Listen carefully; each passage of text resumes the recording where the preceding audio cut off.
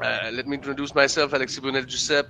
I'm the spokesperson for the Bloc Quebecois for immigration and human rights. So that's why I'm here today, and we had a lot of meeting with the Tigrayan community, the Bloc Quebecois. Even my leader participate in one of those meetings. So I'm pretty proud of the advocacy that the Bloc Quebecois is doing right now on the Tigrayan genocide that is happening right now. So that was my introduction.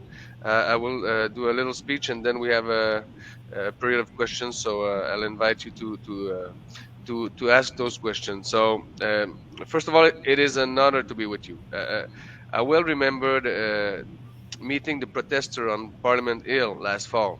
So these people had come to demonstrate one thing only: that we put an end to the horrors that were taking place and are still taking place in Tigray as we speak today, right now. So persecutions, physical assault, gang rapes, looting, execution, these widespread attacks against the Tigrayan civilian population are crimes against humanity. These are war crimes. And far from microphones and camera, the war drags on. And far, far, far away from the war, Canada is still silent. So when a genocide is taking place before our eyes, we have a duty to act.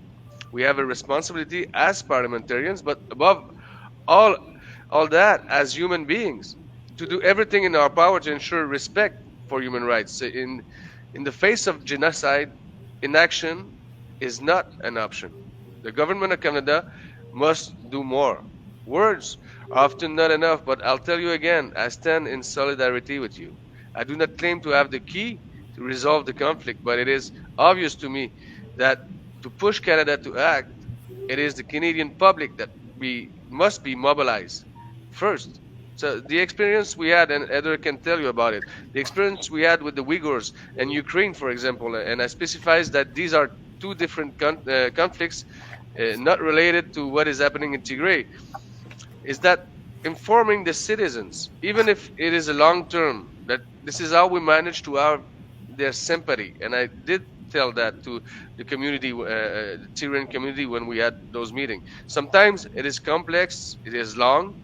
For example, what happening it happening in Xinjiang is the most obvious example.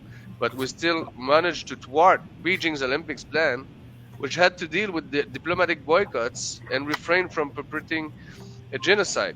I think it is the result that is incomplete, yes, but which was unthinkable when we decided to embark on this path 2 years ago. Edo and I are no longer allowed to go to China anymore. So this is, and not to Russia either. So for Ukraine, we see that the very strong ties between the diaspora in Canada, and of course the extraordinary courage of the Ukrainian in the face of the Russians, skillfully reported by social media, have borne fruit.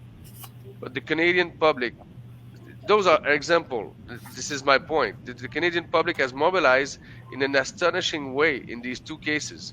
I believe that by finding our right media window and be hammering that what is happening in Tigray is horrible, is genocide, is crime against humanity, then we will manage to move the needle. But I'll let you ask those questions, but I think we have to mobilize Canadian public, and this is how we're gonna put that in the media window right now. Thank you so much.